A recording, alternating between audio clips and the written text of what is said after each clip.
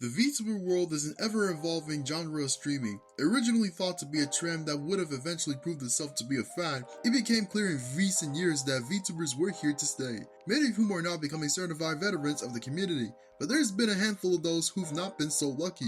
I'm pretty sure this is no secret for anyone watching this that the VTuber game can be fickle. One thought crossed my mind when it came to this side of the topic. A lot of VTubers we have seen leave after 1 or 2 years before they truly were about to peak, but out of curiosity, who were the ones that were so unlucky that perhaps in 1 or 2 months, they were gone before we got to know them? So I looked back at my 3 years of being in the VTuber community and compiled 5 examples of has-beens who were gone in 2 months or less, and wiped off from history.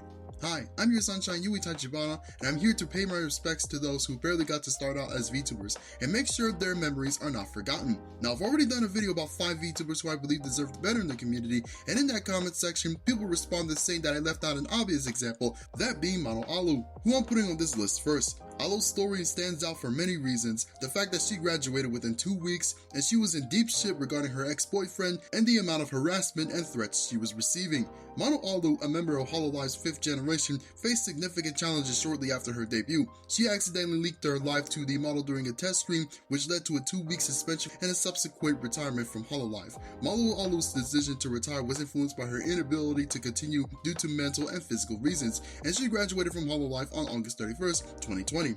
She left behind a huge spot that could never be filled or replaced, and numerous what-ifs still ring with me to this day. Judging by the few clips we have of her, no doubt she would have been Oshi to hundreds and thousands of fans.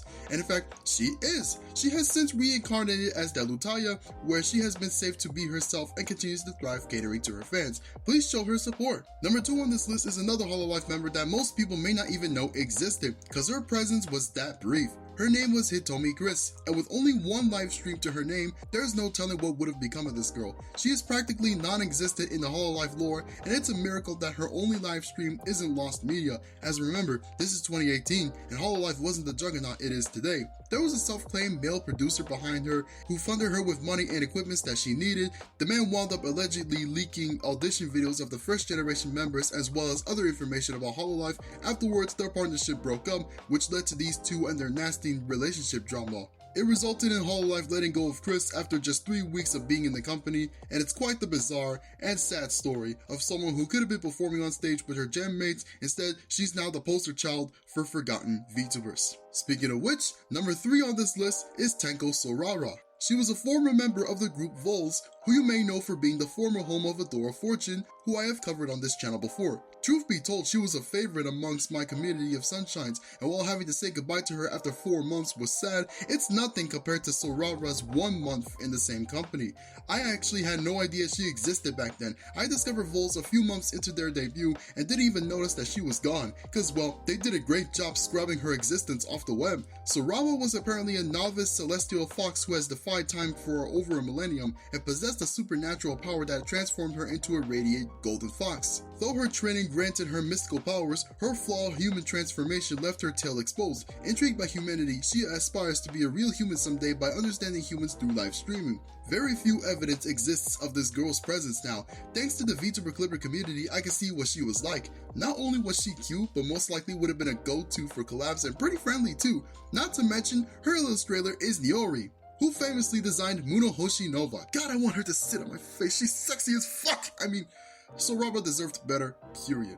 Number 4 and 5 on this list, yes, I'm combining them considering these two are sister VTubers. Etherna Celine and Helen were former members of the agency VNU, who have been falling on hard times lately, having let go of almost their entire 3rd generation. Now, whereas a duo like Fu and Mocha would share a channel together as sisters, Celine and Helen each had their own separate channels. Now, I became aware of VNU fairly early. For those who don't have YouTube Premium, you may have seen ads for VNU before your VTuber streams. They are incredibly fierce when it comes to their advertising. It's quite commendable. That said, it was a trap in retrospect, if you ask me.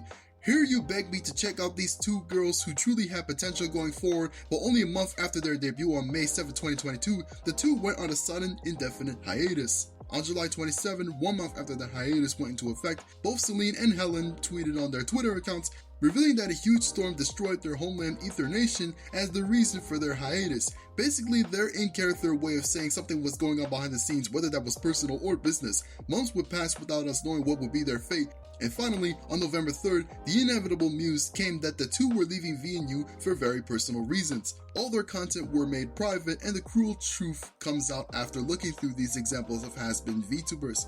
Be cautious of the VTuber corporals that you come across. If anything seems sus, you're gonna have to wonder if you're willing to be supporting them, whether that's for the talents that you love or the hope that the management will get their shit together and start treating VTubers like people and not just dollar signs. In the meantime though, we still have the independent scene of VTubing, and it's not like I root for corporals to die off because the independent VTubers seem to be doing so well on the surface. That said, not everyone can afford to be independent, which is why corporals like Hololive and Face Connect exist. So the takeaway from this is, corporals need to get themselves together, because if the last few years were any indication, let it be known this industry has only gotten larger, and the time calls for it to be stabilized. With that said, thanks for watching this video. Support all my socials, subscribe to my channel, join my Discord. Special thanks to Jason F for supporting the Patreon. This is your sunshine, Yui Tachibana, sunsetting for the day.